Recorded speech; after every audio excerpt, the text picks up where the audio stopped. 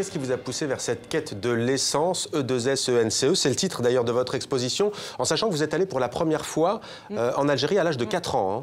Donc, quand j'étais petite, on était en vacances sur la Méditerranée et mon père me disait toujours, moi j'habite là-bas, j'habite de l'autre côté de la ligne d'horizon. Donc c'est quelque chose qui m'a terriblement marqué. Et qu'est-ce qu'il pouvait bien y avoir là-bas que je ne connaissais pas.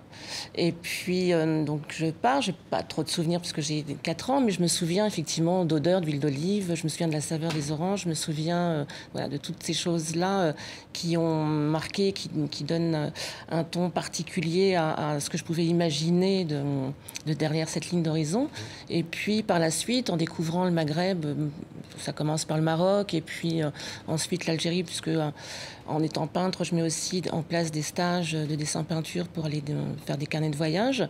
Et puis, forcément, je tombe sous le choc de la lumière. Et puis, d'un seul coup, j'ai vraiment cette sensation, mais je connais très, très bien ce qui s'y passe et ce qu'on y mange. Et le contact avec l'autre était super facile. On voit d'ailleurs vos œuvres défiler, couleurs chaudes, images empreintes de nostalgie. C'est très transparent. Vous décrivez cette Algérie que vous voyez à travers vos souvenirs. Quelle est pour vous cette Algérie que vous voulez que l'on regarde quand on est de ce côté-ci de la Méditerranée, ou peut-être aussi de l'autre côté d'ailleurs? Mais cette Algérie, en fait, qui était un vœu, qui était, dans ces années-là, les années 50, qui était cette troisième voie, qui était... Le champ de tous les possibles, peut-être. Voilà, ouais. tout à fait. Tout à fait, et si ça avait marché, voilà. Et avec plein de points de suspension derrière. Juste une petite question, peut-être je me tourne vers vous, Joujou Sama. Vous étiez enseignant à Alep, ville aujourd'hui détruite par la guerre. Quand on parle de l'Algérie, pays qui a été longtemps colonisé par la France, pays parfaitement francophone, on vient de le voir avec l'artiste Al Moustache. Qu'est-ce que ça vous évoque, l'Algérie, quand on parle de ce pays pour vous? Est-ce que c'est la guerre civile, la décennie noire? Certains la comparent d'ailleurs à ce qui se passe aujourd'hui en Syrie. Est-ce que c'est plus justement l'aspiration à des rêves après l'indépendance? Qu'est-ce que c'est?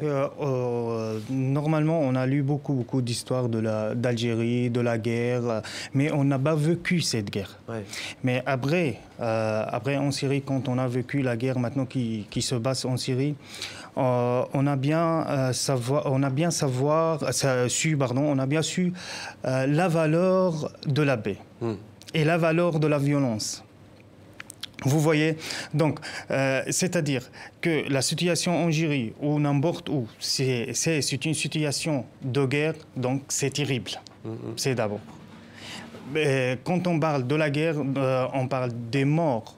Les disparus, on parle des scènes terribles qui se passent aux guerres, parce que toujours on dit pas de règlement dans une guerre. C'est ça, toujours c'est la guerre sauvage, on dit pas de vanguard.